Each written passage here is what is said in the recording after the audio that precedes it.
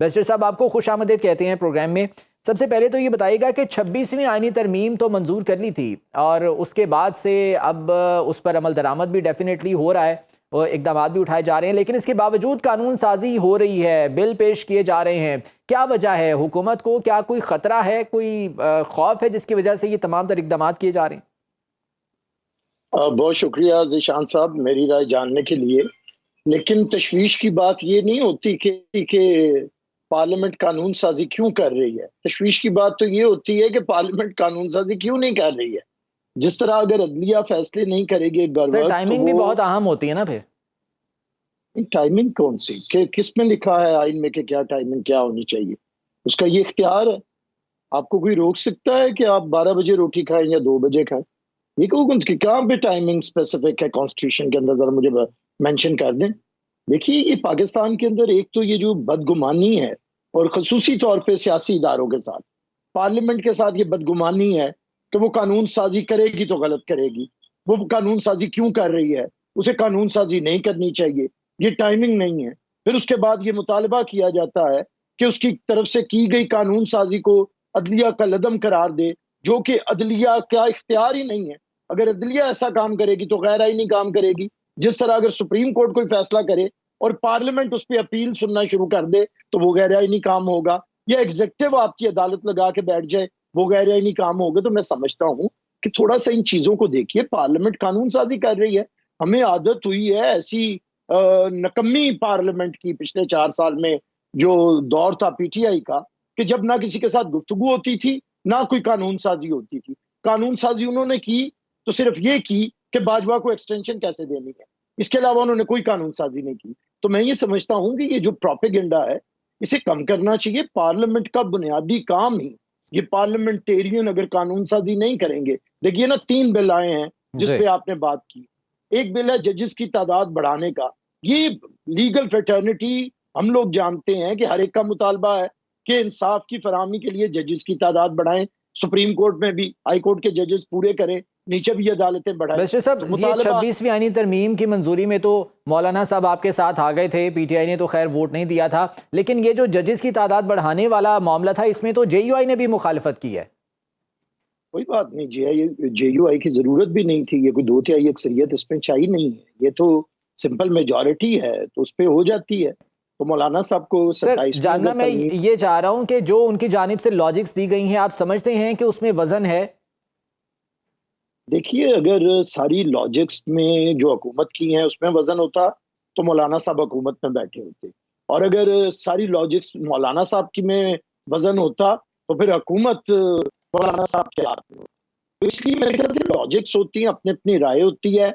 कभी हम भी इजहार करते हैं, कभी दूसरा भी इजहार करता है, लेकिन एक तरीका कार है आइन के अंदर। मेजॉरिटी चाहेगी तो कानून साजी करेगी, सिंपल मेजॉरिटी।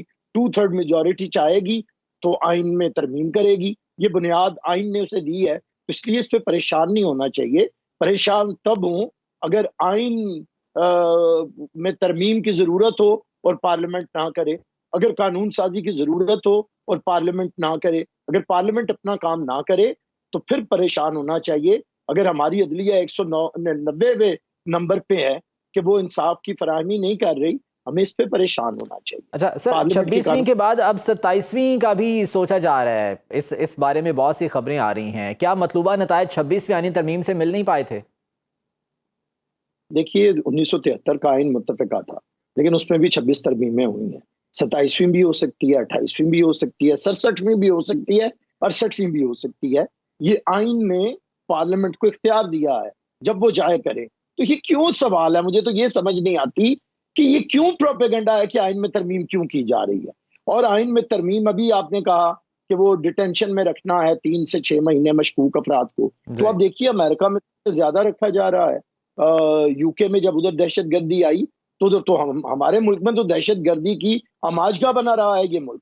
तो यहाँ पे तो उससे ज्यादा सख्त कानून, एंटी टेररिस्ट जो कानून है उससे ज्यादा जरूरत है, इससे भी ज्यादा होने की जरूरत है। तो मुझे ये बताएं कि कानून साजी गलत कौन सी? हमारे यहाँ पर एक तासुर ये भी तो दिया जाता है ना कि सियासी केसेस बनाए जाते हैं और बाद में उसमें मुख्तलिफ दफात आयद कर दी जाती हैं, इस वजह से काफी ज्यादा खदशात का इजहार भी किया जा रहा था।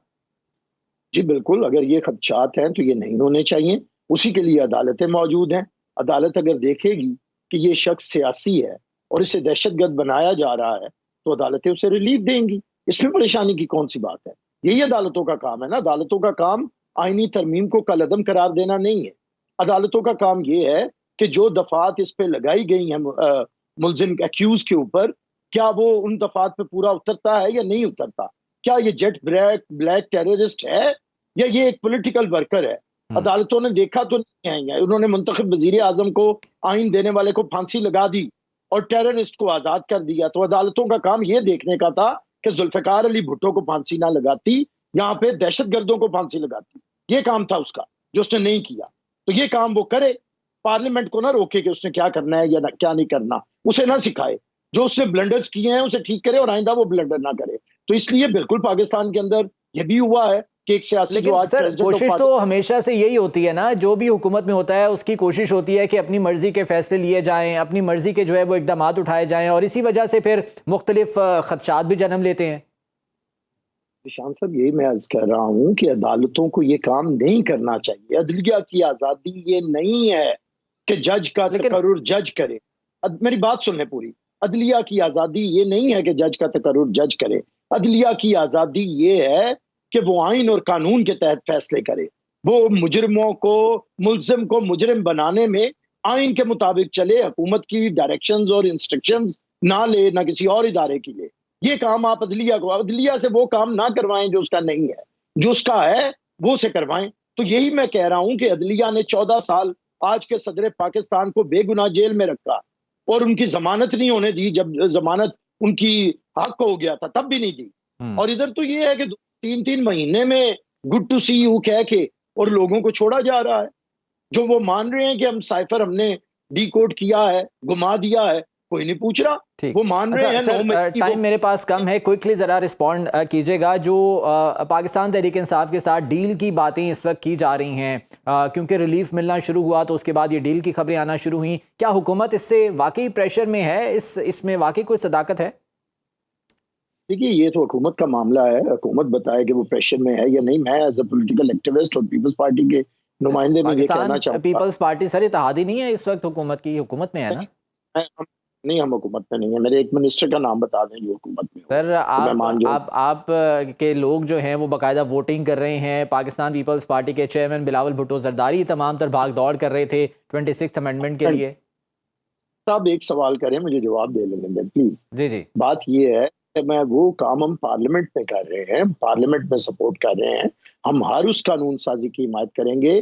جب محترمہ Benazir Bhutto leader of the opposition تھی تو جب 8ویں ترمیم ختم ہوئی، 58(2)B ختم ہوا تو ہم نے بالکل اس کی لابنگ کی اور ووٹ دیا. تو یہ تو کوئی بات نہیں. ہم کوئی کافر تو نہیں ہے نا ذہنی.